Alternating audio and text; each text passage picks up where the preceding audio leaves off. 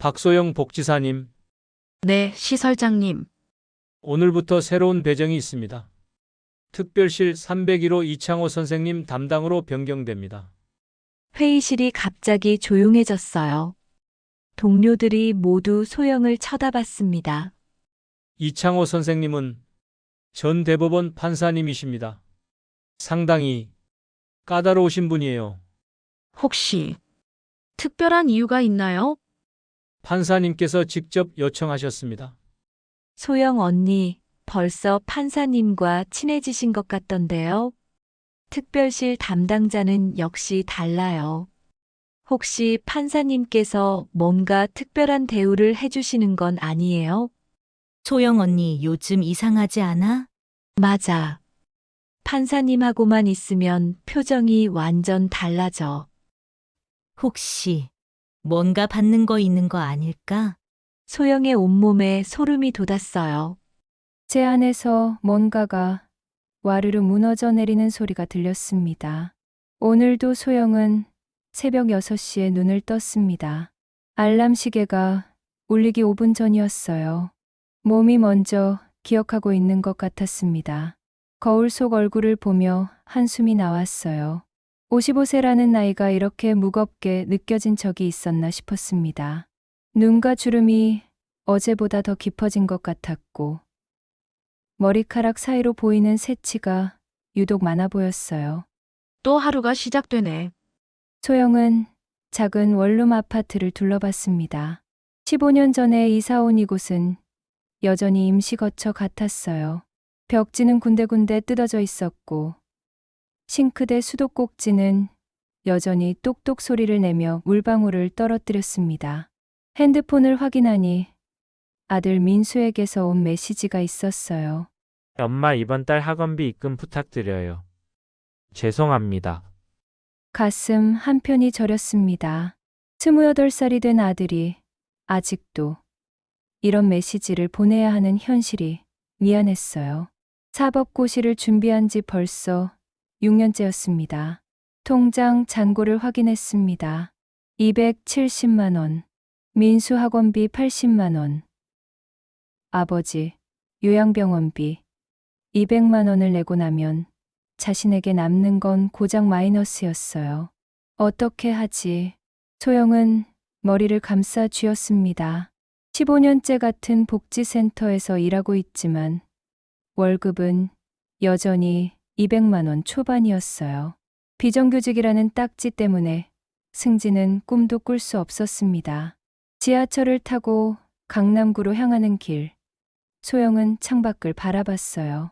높은 빌딩들 사이로 아침 햇살이 스며들었지만 마음만큼은 계속 어두웠습니다. 해피실버타운이라는 간판이 보였어요. 15년 전 처음 이곳에 발을 들인 날이 생각났습니다. 그때는 정말 희망차게 시작했었는데. 소영 씨, 오셨네요. 입구에서 동료 미정이 반겼습니다. 소영보다 5살 어린 미정은 3년 전에 들어와서 이미 주임이 되어 있었어요. 응, 미정아. 오늘도 힘내자. 소영은 억지로 미소를 지었습니다. 하지만 마음속 한구석에서는 씁쓸함이 올라왔어요. 로커룸에서 유니폼으로 갈아입으며 소영은 옆자리 은주의 말을 들었습니다. 어제 승진 발표 보셨어요? 입사 2년차 신입이 대리로. 정말요? 소영 선배는 15년째인데. 순간 손이 멈췄습니다. 가슴 안에서 뭔가가 툭 하고 끊어지는 소리가 들렸어요. 15년이라는 세월이 한순간에 무너져 내리는 기분이었습니다. 괜찮아요. 저는 이미 포기했어요. 소영은 애써 담담하게 말했지만 목소리가 떨렸어요. 동료들의 시선이 따가웠습니다. 오전 9시 회의실에서 시설장이 말했어요. 박소영 복지사님, 네, 시설장님. 오늘부터 새로운 배정이 있습니다. 특별실 301호 이창호 선생님 담당으로 변경됩니다. 회의실이 갑자기 조용해졌어요. 동료들이 모두 소영을 쳐다봤습니다. 특별실은 월 500만 원짜리 최고급 개인실이었어요. 이창호 선생님은 전 대법원장 출신이십니다. 상당히 까다로우신 분이에요. 시설장의 말에 소영의 심장이 쿵쾅거렸습니다. 왜 하필 자신을 선택했을까요? 15년 경력이지만 비정규직인 자신을. 혹시 특별한 이유가 있나요? 판사님께서 직접 요청하셨습니다. 경력이 오래된 베테랑 복지사를 원한다고 하시더군요. 회의가 끝나고 소영은 301호를 향해 걸었어요. 복도가 유독 길게 느껴졌습니다. 특별실 구역은 일반실과는 분위기부터 달랐어요. 화려한 인테리어의 넓은 공간, 그리고 조용한 정적. 301호 앞에서 소영은 잠시 멈춰 섰습니다. 손에 든 파일이 축축하게 젖어 있었어요. 심호흡을 한 번 하고 문을 두드렸습니다. 들어오세요. 낮고 차분한 목소리가 들렸어요. 소영은 조심스럽게 문을 열었습니다. 방 안은 예상보다 훨씬 넓었어요. 커다란 창으로 들어오는 햇살이 방 전체를 밝게 비추고 있었습니다. 한쪽 벽면 전체가 서재로 꾸며져 있었고 수많은 책들이 빼곡히 꽂혀 있었어요. 소파에 앉아 계신 분이 바로 이창호 판사였습니다. 73세라는 나이에도 불구하고 고든 자세와 예리한 눈빛이 인상적이었어요. 회색 머리는 단정하게 빗어넘겨져 있었고 정장 차림이 여전히 위험 있어 보였습니다. 안녕하세요. 오늘부터 담당하게 된 박소영 복지사입니다. 소영은 90도로 인사했어요. 목소리가 생각보다 떨렸습니다. 이창호 판사는 몇 초간 소영을 바라봤어요. 그 시선이 마치 법정에서 증인을 신문하는 것처럼 날카로웠습니다. 15년 경력이라고 들었습니다. 네, 그렇습니다. 그럼에도 아직 비정규직이군요. 순간 마음이 움츠러들었습니다. 첫 만남부터 이렇게 직설적일 줄이야. 소영은 당황했지만 침착하게 대답했어요. 그렇습니다. 하지만 일에 대한 열정만큼은 누구보다 크다고 자부합니다. 이창호 판사의 표정이 조금 부드러워졌어요. 아주 미세하게. 하지만 소영은 그것을 놓치지 않았습니다. 제가 원하는 것은 간단합니다. 형식적인 프로그램이 아닌 진정한 대화가 가능한 사람이요. 무슨 종류의 대화를 원하시나요? 그냥 한 사람과 한 사람으로서의 대화요. 그 말에서 소영은 묘한 외로움을 느꼈어요. 73년을 살아온 한 사람의 인생이 그 짧은 문장에 담겨 있는 것 같았습니다. 301호를 나와 사무실로 돌아오는 길. 소영은 복잡한 마음이었어요. 동료들의 시선이 예사롭지 않았습니다. 소영 언니, 어떠셨어요? 정말 까다로우시던가요? 후배 지연이 호기심 어린 목소리로 물었어요. 아니야. 그냥 외로운 할아버지 같았어. 에이, 설마요. 전 대법원장이시잖아요. 하지만 소영의 느낌은 달랐어요. 화려한 특별실 뒤에 숨어 있는 한 노인의 쓸쓸함을 본 것 같았습니다. 점심시간. 소영은 혼자 복도 끝 휴게실에 앉아 있었어요. 도시락을 먹으면서도 마음은 온통 301호에 가 있었습니다. 핸드폰이 울렸어요. 요양병원에서 온 전화였습니다. 박소영 씨. 아버님 상태가 조금 안 좋아지셔서요. 시간 되시면 한번 들러주세요. 네, 알겠습니다. 전화를 끊고 나니 눈물이 핑 돌았어요. 아버지도, 아들도, 그리고 자신도 모든 게 힘들었습니다. 엄마도 참 고생이 많으시네요. 뒤에서 누군가의 목소리가 들렸어요. 돌아보니 이창호 판사가 서 있었습니다. 언제부터 거기 계셨는지 모르겠지만 소영의 전화 내용을 들으신 것 같았어요. 아, 죄송합니다. 개인 전화를 업무 시간에. 괜찮습니다. 가족이 우선이죠. 이창호 판사의 목소리가 처음보다 훨씬 따뜻했어요. 그 순간 소영은 이상한 느낌을 받았습니다. 마치 오랫동안 알고 지낸 사람과 대화하는 것 같은.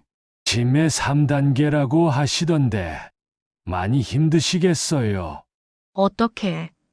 방금 전화해서 들었습니다. 저도 비슷한 경험이 있어서요.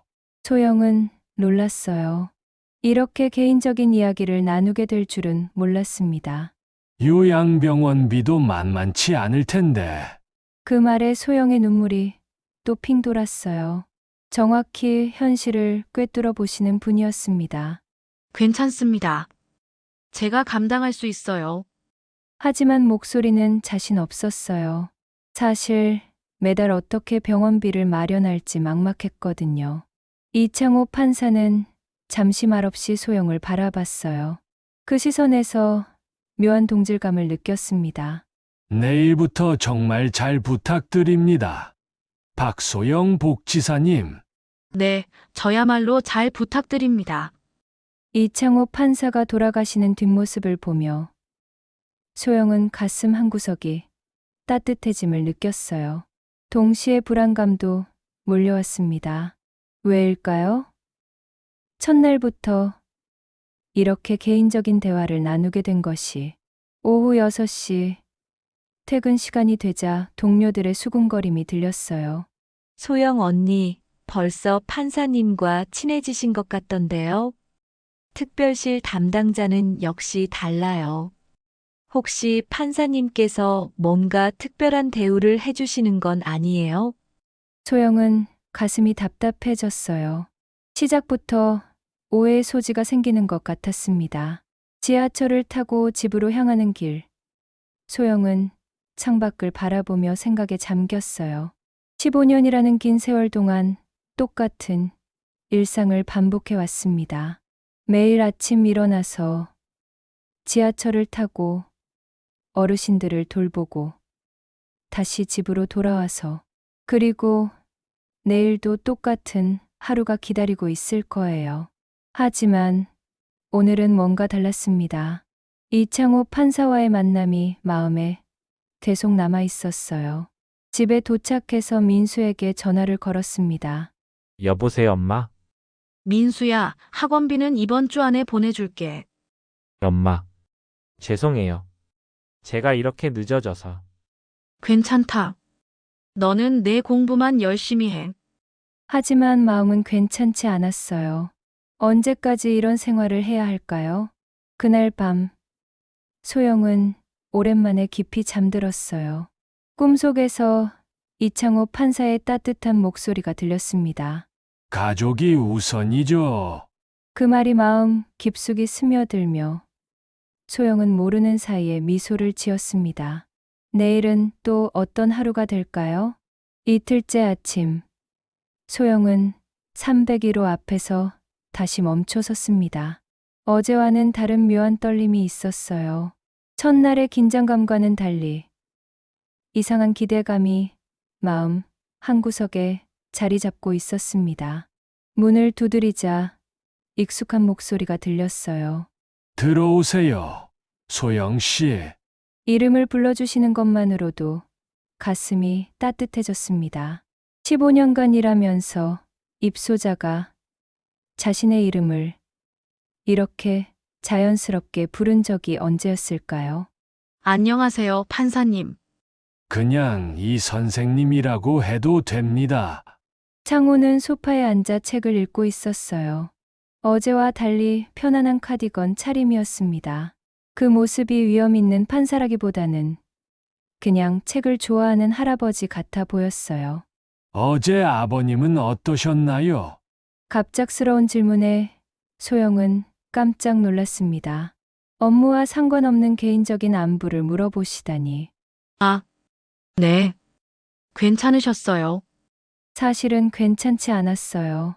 아버지는 소영을 알아보지 못했고 간병사에게 화를 내며 집에 가겠다고 울부짖었습니다. 하지만 그런 이야기를 할 수는 없었어요. 거짓말이군요. 창호의 날카로운 지적에 소영은 당황했어요. 오랫동안 법정에서 사람을 상대해온 분답게 거짓을 쉽게 간파하시는 것 같았습니다. 짐의 3단계면 가족도 못 알아보시겠죠. 소영의 눈가가 촉촉해졌어요. 정확한 지적이었습니다. 맞습니다. 어제도 저를 몰라보셨어요. 목소리가 떨렸습니다. 억지로 참아왔던 감정이 터져 나올 것 같았어요. 창호는 잠시 말없이 소영을 바라봤습니다. 그 시선에는 동정이 아닌 진심, 어린 이해가 담겨 있었어요. 저도 비슷한 경험이 있습니다. 아내가 그랬거든요.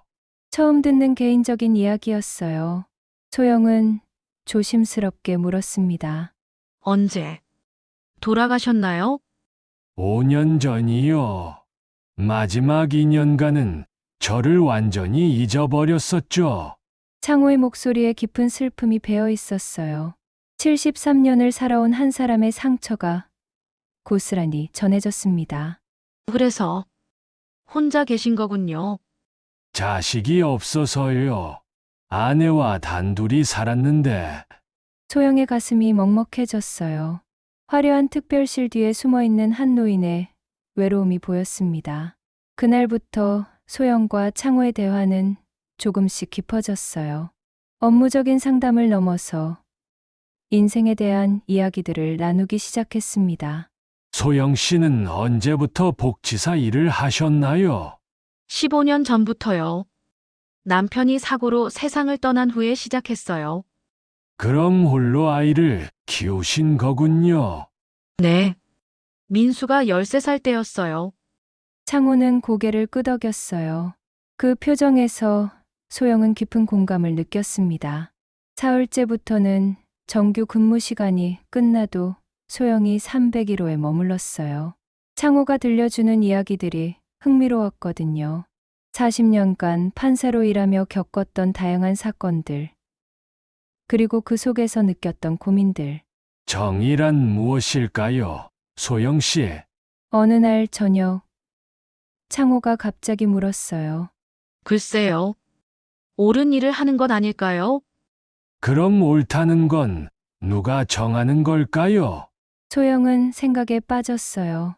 쉬워 보이는 질문이었지만 막상 답하려니 어려웠습니다. 잘 모르겠어요. 하지만 누군가를 도울 수 있다면 그게 옳은 일이 아닐까요? 창호는 미소를 지었어요. 처음 보는 따뜻한 미소였습니다. 좋은 답이에요. 그런 대화들이 이어질수록 소영은 묘한 충만감을 느꼈어요. 15년간 일해오면서 이렇게 깊이 있는 대화를 나눈 적이 있었나 싶었습니다. 하지만 문제는 다른 곳에 있었어요. 소영 언니, 요즘 너무 늦게 퇴근하시는 것 같던데요. 후배 지연이 눈치를 보며 물었어요. 아, 그냥 상담이 길어져서. 혹시 판사님께서 뭔가 특별한 부탁을 하시는 건 아니에요? 소영은 가슴이 덜컥 내려앉았어요. 동료들의 의심, 어린 시선이 느껴졌습니다. 아니야. 그냥 대화가 길어질 뿐이야. 하지만 지연의 표정은 여전히 의심스러워 보였어요. 며칠 후, 휴게실에서 동료들의 대화를 우연히 들었습니다.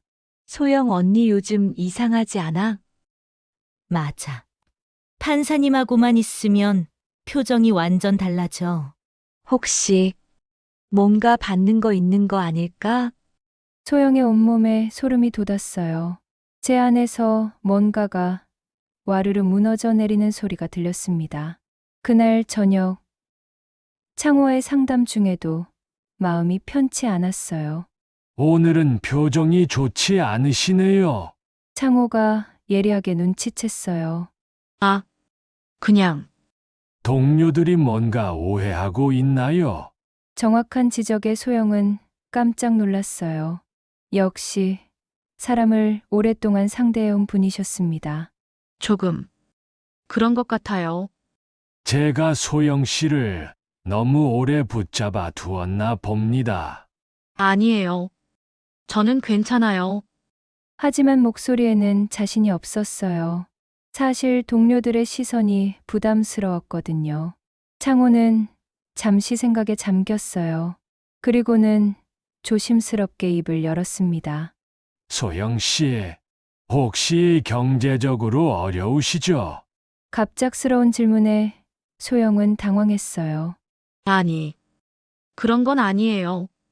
아들 학원비에 아버님 병원비까지 복지사 월급으로는 힘드실 텐데. 너무 정확한 지적에 소영의 눈물이 핑 돌았어요. 숨기려 했던 현실을 그대로 꿰뚫어 보시는 것 같았습니다. 괜찮습니다. 제가 감당할 수 있어요. 거짓말 또 하시는군요. 창호의 부드러운 지적에 소영은 더 이상 참을 수 없었어요. 눈물이 뚝뚝 떨어졌습니다. 정말 힘들어요. 처음으로 솔직한 마음을 털어놓았어요. 15년간 혼자서 버텨왔던 무게가 한순간에 쏟아져 나왔습니다. 창호는 말없이 티슈를 건네주었어요. 그 조용한 배려에 소영은 더욱 울컥했습니다. 죄송해요. 이런 이야기를 하면 안 되는데. 아니에요. 사람이니까 힘들 수도 있죠. 창호의 따뜻한 말에 소영의 마음이 조금 가라앉았어요. 그날 밤 집에 돌아온 소영은 오랜만에 깊은 잠에 빠졌습니다. 하지만 다음 날 아침 충격적인 소문이 실버타운 전체에 퍼져 있었어요. 박소영 복지사가 이창호 판사님한테서 월 300만 원을 받는데 정말 그래서 그렇게 늦게까지 있었구나. 아니 그런 게 가능해. 규정 위반 아니야? 복도를 걸을 때마다 수군거리는 소리가 들렸어요. 소영의 얼굴이 화끈거렸습니다. 사무실에 들어서자 시설장이 기다리고 있었어요. 박소영 복지사님, 잠시 얘기 좀 할까요? 가슴이 쿵쾅거렸어요. 예상했던 일이 벌어지고 있었습니다. 혹시 이창호 판사님과 부적절한 관계는 아니시죠? 아닙니다. 그냥 상담이 길어질 뿐이에요. 하지만 소문이 소문은 사실이 아닙니다. 소영은 억울함의 목소리가 떨렸어요. 진심으로 어르신을 돌보고 있을 뿐인데 왜 이런 오해를 받아야 할까요? 앞으로는 정해진 시간에만 상담해 주세요. 시설장의 경고에 소영은 고개를 끄덕일 수밖에 없었어요. 그날 오후 301호를 찾은 소영의 표정은 어두웠습니다. 창호는 한 번에 알아챘어요. 문제가 생겼군요. 네. 앞으로는 정해진 시간에만 뵐 수 있을 것 같아요. 창호의 얼굴이 어두워졌어요. 오랜만에 찾은 진심 어린 대화 상대를 잃게 된 아쉬움이 역력했습니다. 제 때문에 소영 씨가 곤란해지는군요. 아니에요. 제가 조심하지 못해서. 아니에요. 제가 너무 욕심을 부렸나 봅니다. 두 사람 사이에 안타까운 침묵이 흘렀어요. 그 순간 소영은 깨달았습니다. 자신도 모르는 사이에 창호와의 대화가 얼마나 소중해졌는지를. 그리고 창호도 마찬가지였을 거예요. 오랜 외로움 속에서 찾은 따뜻한 마음이었는데. 하지만 현실은 냉혹했습니다. 소문은 계속 퍼져나갔고 두 사람의 순수했던 만남에 먹구름이 끼기 시작했어요. 소문이 퍼진 지 일주일이 지났어요. 소영은 매일 301호를 찾았지만 예전처럼 편안한 분위기는 아니었습니다. 정해진 시간에만, 정해진 업무만, 그것도 문을 열어둔 채로요. 창호도 달라졌어요. 예전처럼 개인적인 이야기는 하지 않았고 형식적인 대화만 주고받았습니다. 두 사람 모두 아쉬워했지만 어쩔 수 없는 현실이었어요. 그런 어느 날 오후 301호에서 낯선 목소리가 들렸습니다. 소영이 문을 두드리자 창호가 대답했어요. 들어오세요. 마침 제가 소개해드리고 싶은 사람이 있어요. 방 안에는 20대 후반으로 보이는 키 큰 남자가 서 있었어요. 단정한 정장 차림에 똑똑해 보이는 인상이었습니다. 안녕하세요. 소영은 깜짝 놀랐어요. 아들, 민호였어요. 어머니가 항상 이창호 선생님 말씀을 하셔서 한번 인사드리고 싶었어요. 민수는 정중하게 인사했어요. 소영은 가슴이 따뜻해졌습니다. 바쁜 와중에도 어머니를 걱정해서 찾아온 아들이 고마웠어요. 사법고시 준비하고 계신다고 들었습니다. 네, 그렇습니다. 부끄럽게도 아직. 부끄러울 것 없어요. 저도 젊은 시절에 여러 번 실패했거든요. 창호의 격려에 민수의 얼굴이 밝아졌어요. 혹시 실례가 되지 않는다면 서재를 구경해봐도 될까요? 법학 서적이 많으시던데. 물론이죠. 창호는 흔쾌히 승낙했어요. 오랜만에 젊은이와 법에 대한 이야기를 나눌 수 있어서 기뻐하는 것 같았습니다. 민수는 서재 앞에 서서 감탄했어요. 정말 엄청나네요. 이 책들은 갑자기 민수의 발걸음이 멈췄어요. 서재 한 구석에 놓인 오래된 상자를 발견했거든요. 저 상자는 뭔가요? 아, 그건 옛날 재판 기록들이에요. 추억 삼아 보관하고 있는 거죠. 창호가 담담하게 말했지만 소영은 그의 표정이 순간 어두워지는 것을 놓치지 않았어요. 혹시 1980년 관련 자료도 있나요? 민수의 질문에 창호가 깜짝 놀랐어요. 왜 그 시기에 관심이 있나요? 대학교 때 광주민주화 운동에 대해 연구했었거든요. 특히 당시 재판 기록들에 관심이 많았어요. 순간 방 안의 공기가 무거워졌어요. 창호의 손이 미세하게 떨리는 것을 소영은 보았습니다. 혹시 한번 봐도 될까요? 민수의 간절한 부탁에 창호는 한참 망설였어요. 그리고는 천천히 고개를 끄덕였습니다. 그래도 될 것 같네요. 창호가 상자를 열었어요. 오래된 서류들과 흑백 사진들이 나왔습니다. 민수는 조심스럽게 자료들을 살펴봤어요. 그때였어요. 민수의 손이 딱 멈췄습니다. 한 장의 사진을 들고서 말이에요. 이분은 사진 속에는 젊은 남성이 찍혀 있었어요. 군복을 입은 채로 다른 시민들과 함께 서 있는 모습이었습니다. 박종원이라는 분이에요. 창호가 조용히 말했어요. 박종원? 소영이 깜짝 놀라서 되물었어요. 그 이름이 왜 이렇게 익숙했을까요? 할아버지 성함이에요. 민수가 떨리는 목소리로 말했어요. 뭐라고? 소영의 머릿속이 하얗게 변했어요. 할아버지의 이름을 민수에게서 듣게 될 줄이야. 엄마, 이 사진 우리 할아버지 아니에요.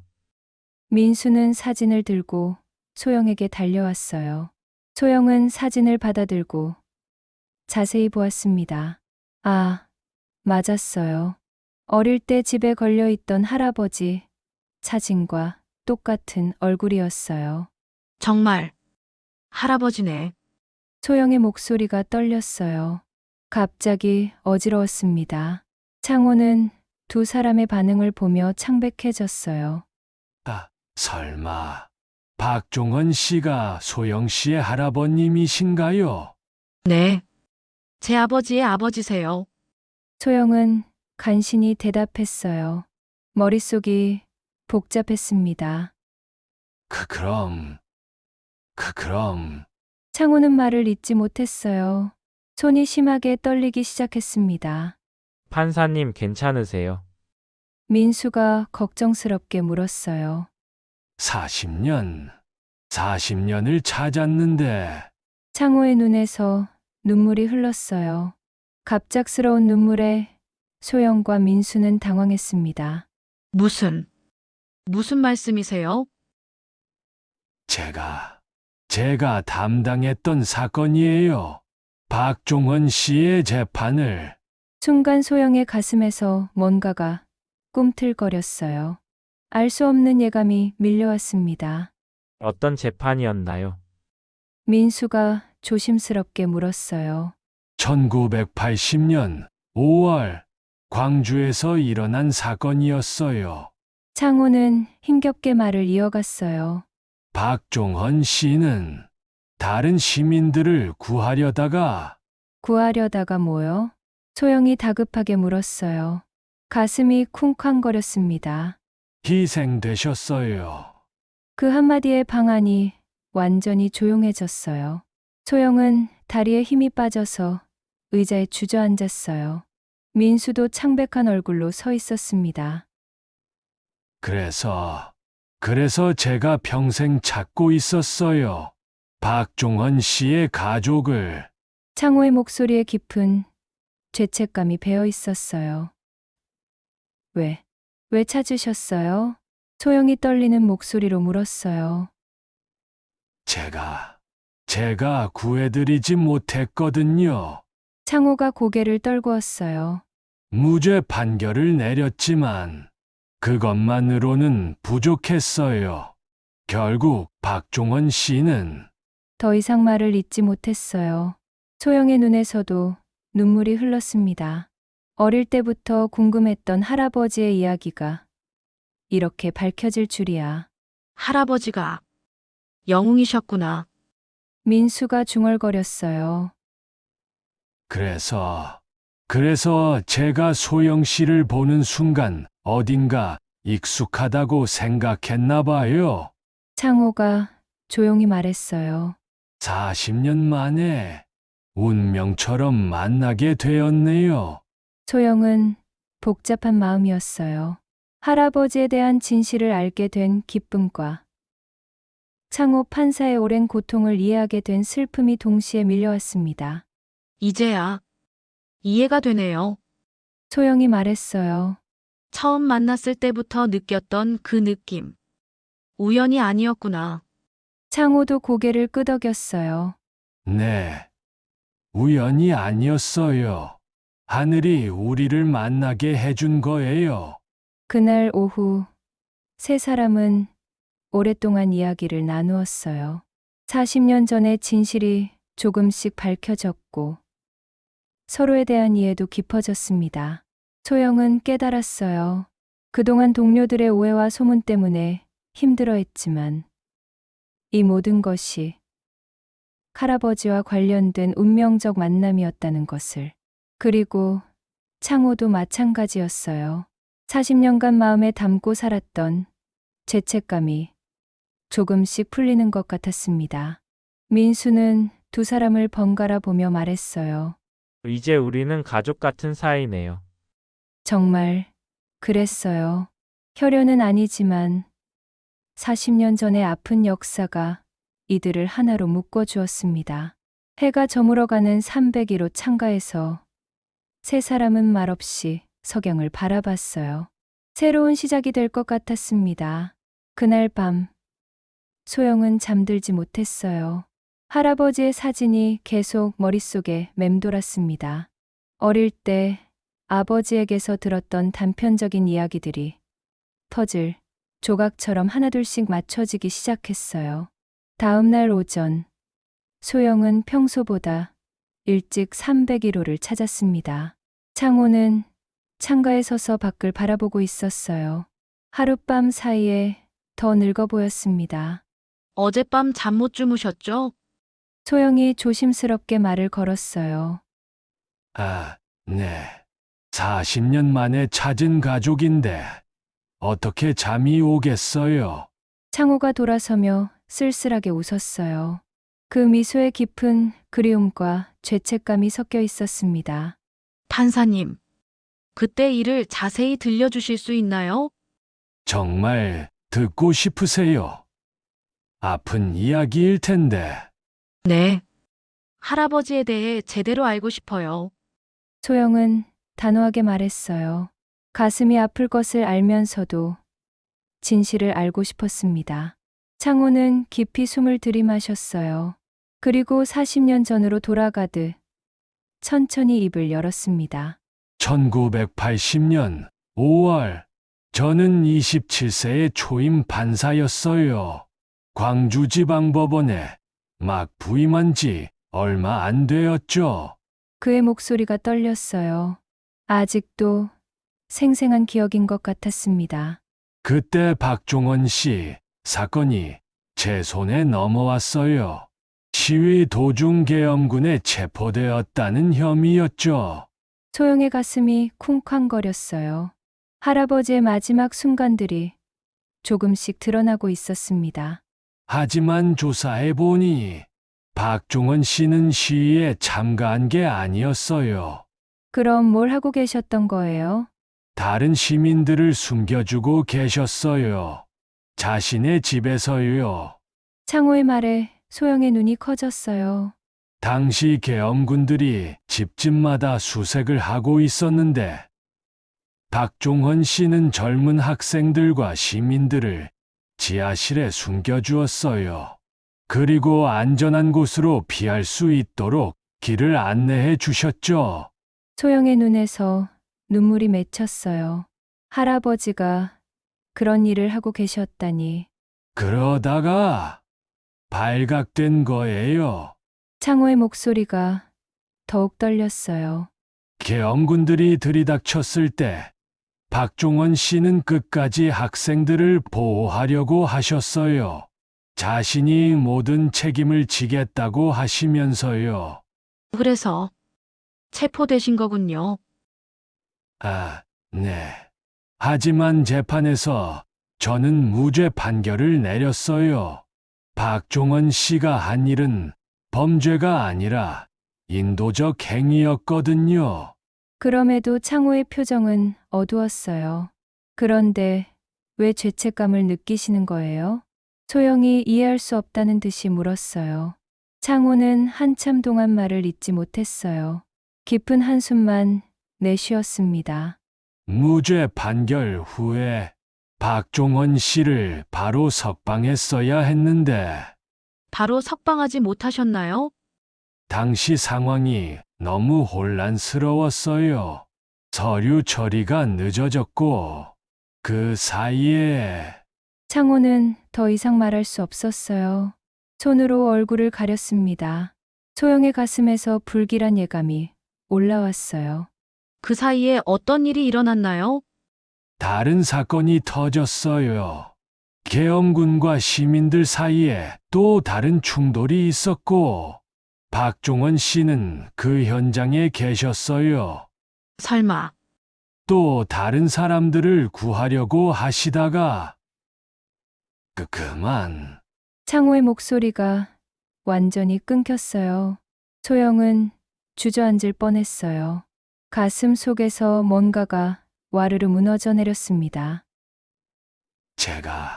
제가 더 빨리 처리했다면 살릴 수 있었을 텐데. 창호는 40년 동안 품고 있던 죄책감을 토해냈어요. 매일매일 후회했어요. 서류 몇 장 때문에. 단 하루 때문에. 소영은 눈물이 쏟아졌어요. 할아버지의 희생이 이렇게 구체적으로 드러날 줄이야. 아니에요. 판사님 잘못이 아니에요. 아니에요. 제 책임이에요.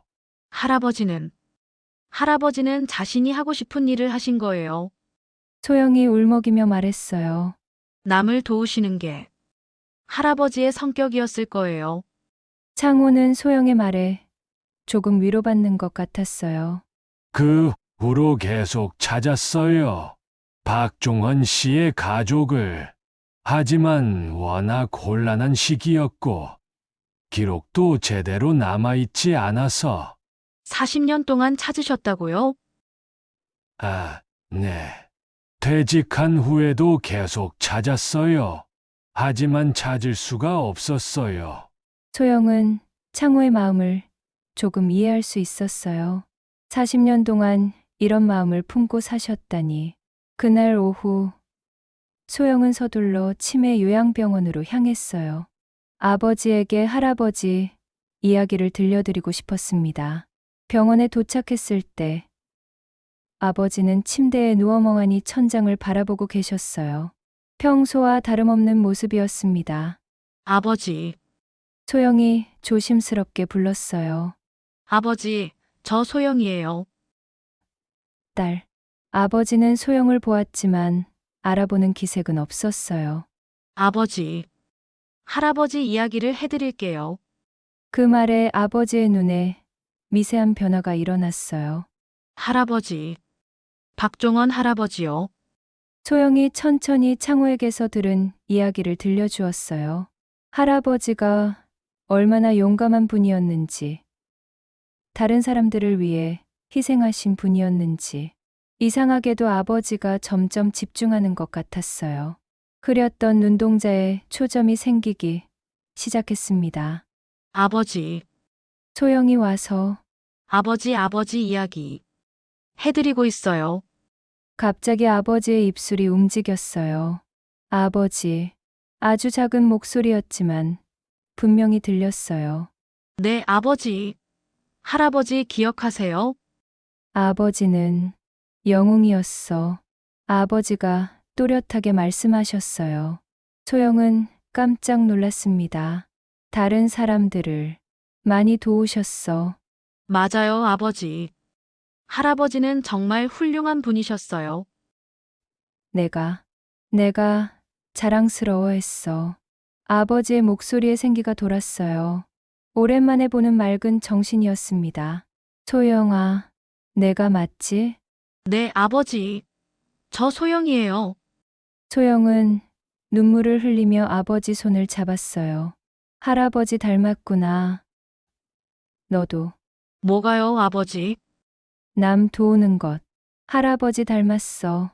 아버지가 미소를 지으셨어요. 몇 년 만에 보는 따뜻한 미소였습니다. 그 순간 소영은 깨달았어요. 자신이 복지사가 된 것도, 어르신들을 돌보는 일을 택한 것도 우연이 아니었구나. 할아버지의 DNA가 자신에게도 흐르고 있었던 거예요. 아버지. 사랑해요. 나도. 소영아, 아버지와의 짧은 대화였지만 소영에게는 큰 의미였어요. 오랫동안 궁금했던 가족사의 뿌리를 알게 되었고 아버지와도 진심 어린 소통을 할 수 있었거든요. 병원을 나서며 소영은 마음이 복잡했어요. 할아버지의 희생 정신을 알게 된 자부심과 창호 판사의 40년 죄책감에 대한 안타까움이 교차했습니다. 하지만 한 가지는 분명했어요. 이 모든 만남이 우연이 아니라는 것. 할아버지가 하늘에서 이들을 이어준 것 같았습니다. 집으로 돌아가는 길, 소영은 새로운 다짐을 했어요. 할아버지의 정신을 이어받아 더 많은 사람들을 도우며 살겠다고. 그리고 창호 판사의 마음도 치유해드리고 싶었어요. 40년 만에 만난 운명적 인연을 소중히 지켜나가겠다고 다짐했습니다. 일주일 후, 창호가 소영을 301호로 불렀어요. 평소와 다른 진지한 목소리였습니다. 소영은 가슴이 두근거렸어요. 소영 씨, 앉으세요. 창호는 책상 앞에 정중하게 서류들을 펼쳐놓고 있었어요. 뭔가 중요한 이야기를 할 준비를 한 것 같았습니다. 제가 중요한 결정을 했어요. 소영의 심장이 쿵쾅거렸어요. 혹시 실버타운을 떠나실 건가요? 제 전 재산을 기부하기로 했습니다. 네. 기부요? 소영은 깜짝 놀랐어요. 갑작스러운 이야기였습니다. 박종원 민주시민 정신계승 재단을 만들 거예요. 그 이름을 들은 순간 소영의 눈에 눈물이 핑 돌았어요. 할아버지의 이름이 담긴 재단이라니. 판사님. 40년 동안 마음에 담고 있던 빚을 이제야 갚을 수 있을 것 같아요. 창호의 목소리에 깊은 감동이 배어 있었어요. 하지만 전 재산을 다 기부하시면 판사님은 어떻게 하세요? 괜찮아요. 이미 충분히 살았어요. 이제는 의미 있는 일을 하고 싶어요. 소영은 가슴이 벅찼어요. 이런 분을 만날 수 있다니. 그런데 제가 부탁드리고 싶은 게 있어요. 무엇이든지 말씀하세요. 재단의 초대 이사장을 맡아주실 수 있나요? 순간 소영의 머릿속이 하얗게 변했어요. 저요? 아, 네. 박종원 씨의 손녀이자 15년간 남을 도우며 살아온 분이잖아요. 하지만 저는 경험도 없고 능력도 부족해요. 아니에요. 소영 씨만큼 적임자는 없어요. 창호의 확신에 찬 목소리에 소영은 당황했어요. 민수도 동의했어요. 어머니가 재단을 이끌어 주시길 바란다고 하더군요. 민수가요? 아, 네. 어제 와서 긴 이야기를 나눴어요. 소영은 마음이 복잡했어요. 15년간 해온 복지사 일을 떠나는 게 쉬운 결정은 아니었거든요. 시간을 드릴게요. 천천히 생각해 보세요. 그날 밤, 소영은 민수와 긴 통화를 했어요. 엄마 정말 좋은 기회인 것 같아요. 하지만 민수야. 엄마가 그런 큰 일을 할 수 있을까? 물론이에요. 엄마만큼 남을 위해 살아온 사람이 어디 있어요. 민수의 말에 소영의 마음이 조금 흔들렸어요. 할아버지도 분명 기뻐하실 거예요. 할아버지 이름으로 더 많은 사람들을 도울 수 있잖아요. 그 말이 소영의 가슴을 뜨겁게 만들었어요. 이틀 후, 소영은 창호에게 답을 전했어요. 해보겠어요. 창호의 얼굴이 환하게 밝아졌어요. 정말 고마워요. 소영 씨. 아니에요. 저야말로 이런 기회를 주셔서 감사해요. 그 순간 소영은 가슴 속에서 뭔가 따뜻한 것이 올라오는 것을 느꼈어요. 새로운 시작에 대한 설렘이었습니다. 소영이 실버타운을 떠난다는 소식이 퍼졌을 때 동료들의 반응은 의외였어요. 소영 언니, 정말 축하해요. 지연이 진심으로 기뻐했어요. 그동안 오해해서 정말 죄송했어요. 미정도 고개를 숙여 사과했어요. 괜찮아. 나들 이해해. 소영은 웃으며 동료들을 안아줬어요. 그동안의 오해가 모두 풀리는 순간이었습니다. 시설장도 소영을 불렀어요. 15년간 정말 고생 많으셨어요. 소영 씨 같은 분이 더 큰 일을 하게 되어 기뻐요. 시설장님, 그동안 감사했습니다. 마지막 날, 소영은 301호에서 창호와 작별 인사를 나눴어요. 앞으로도 자주 뵐 수 있죠? 물론이에요. 재단 고문으로 계속 도와주셔야죠. 두 사람은 웃으며 악수를 나눴어요. 처음 만났을 때의 어색함은 온데간데 없었습니다. 한 달 후, 서울 중심가에 박종원 민주시민 정신계승 재단 사무소가 문을 열었어요. 입구 로비에는 할아버지의 사진과 창호의 사진이 나란히 걸려 있었어요. 40년의 시간을 뛰어넘어 만난 두 사람의 인연을 상징하는 것 같았습니다. 소영은 이사장 사무실에 앉아 창밖을 바라봤어요. 55세에 시작하는 새로운 인생이었습니다. 엄마 어때요?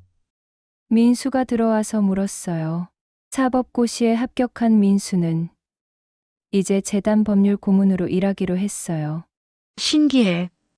정말로 내가 이런 일을 하게 될 줄이야.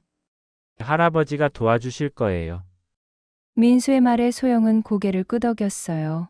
첫 번째 지원 사업으로 경제적으로 어려운 학생들에게 장학금을 주기로 했어요. 또한 노인 돌봄 서비스도 확대할 예정이었습니다.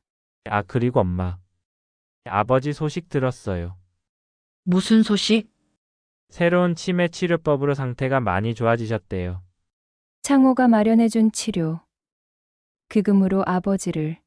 최고급 치매 전문 병원으로 옮겼거든요. 정말 네, 의사 선생님이 희망적이라고 하시던데요. 소영의 눈에 기쁨의 눈물이 맺혔어요. 모든 것이 좋은 방향으로 흘러가고 있었습니다. 저녁 무렵 창호가 재단 사무소를 방문했어요. 어떠세요? 첫 출근 소감이 아직 실감이 안 나요. 꿈 같아요. 꿈이 아니에요. 현실이에요. 창호는 따뜻하게 웃었어요.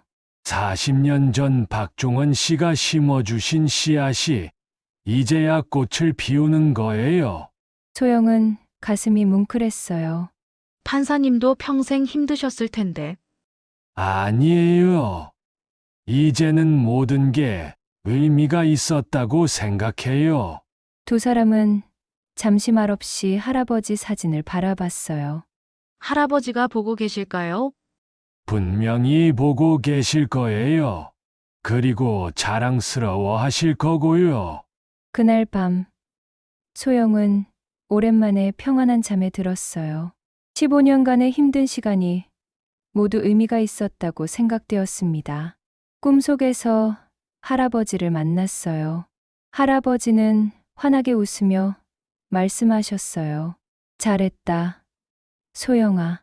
이제 더 많은 사람들을 도우렴. 꿈에서 깨어난 소영은 미소를 지었어요.